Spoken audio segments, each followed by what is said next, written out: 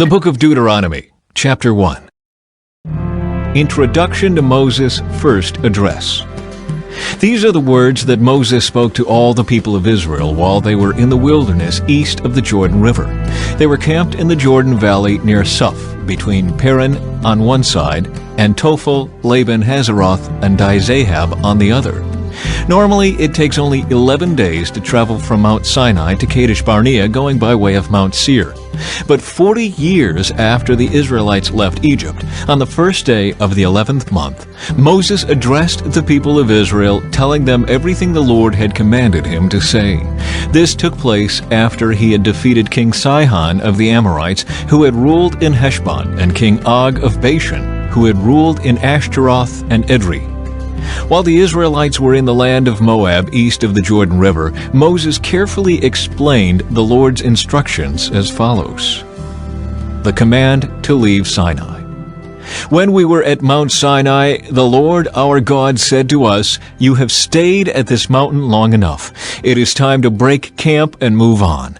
Go to the hill country of the Amorites and to all the neighboring regions, the Jordan Valley, the hill country, the western foothills, the Negev, and the coastal plain. Go to the land of the Canaanites and to Lebanon, and all the way to the great Euphrates River.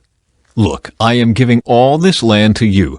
Go in and occupy it, for it is the land the Lord swore to give to your ancestors, Abraham, Isaac, and Jacob, and to all their descendants."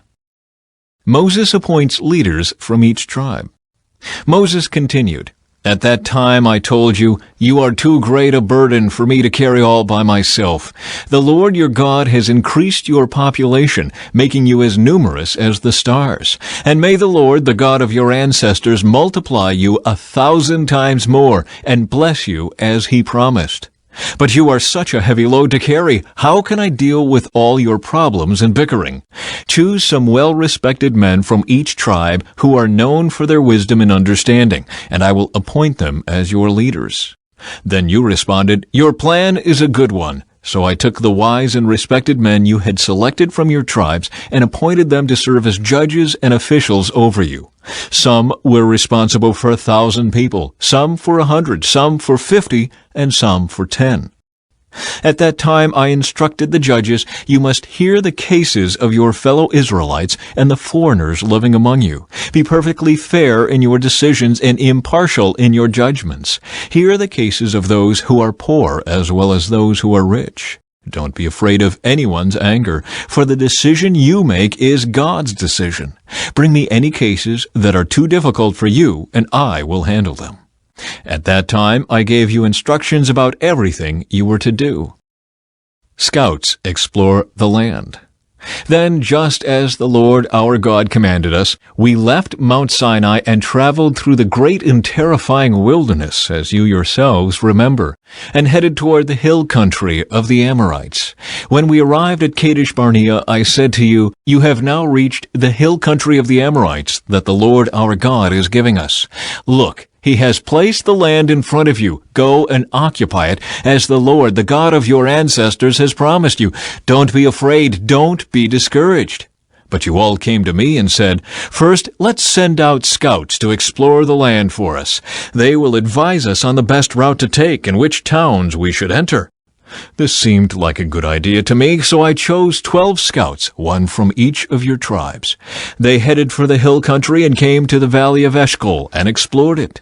They picked some of its fruit and brought it back to us, and they reported, "The land the Lord our God has given us is indeed a good land." Israel's rebellion against the Lord. But you rebelled against the command of the Lord your God and refused to go in. You complained in your tents and said, "The Lord must hate us. That's why he has brought us here from Egypt, to hand us over to the Amorites to be slaughtered.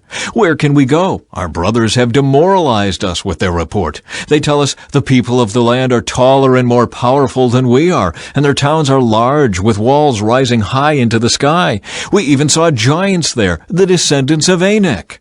But I said to you, "Don't be shocked or afraid of them. The Lord your God is going ahead of you. He will fight for you, just as you saw him do in Egypt. And you saw how the Lord your God cared for you all along the way as you traveled through the wilderness, just as a father cares for his child. Now he has brought you to this place. But even after all he did, you refused to trust the Lord your God, who goes before you, looking for the best places to camp, guiding you with a pillar of fire by night and a pillar of cloud by day. When the Lord heard your complaining, he became very angry, so he solemnly swore, "Not one of you from this wicked generation will live to see the good land I swore to give your ancestors, except Caleb son of Jephunneh. He will see this land because he has followed the Lord completely. I will give to him and his descendants some of the very land he explored during his scouting mission." And the Lord was also angry with me because of you. He said to me, "Moses, not even you will enter the promised land. Instead, your assistant, Joshua, son of Nun, will lead the people into the land. Encourage him, for he will lead Israel as they take possession of it. I will give the land to your little ones, your innocent children. You were afraid they would be captured, but they will be the ones who occupy it. As for you, turn around now and go on back through the wilderness toward the Red Sea." Then you confessed, "We have sinned against the Lord. We will go into the land and fight for it, as the Lord our God has commanded us." So your men strapped on their weapons, thinking it would be easy to attack the hill country. But the Lord told me to tell you, "Do not attack, for I am not with you. If you go ahead on your own, you will be crushed by your enemies." This is what I told you, but you would not listen. Instead, you again rebelled against the Lord's command and arrogantly went into the hill country to fight. But the Amorites who lived there came out against you like a swarm of bees. They chased and battered you all the way from Seir to Hormah. Then you returned and wept before the Lord, but he refused to listen. So you stayed there at Kadesh for a long time.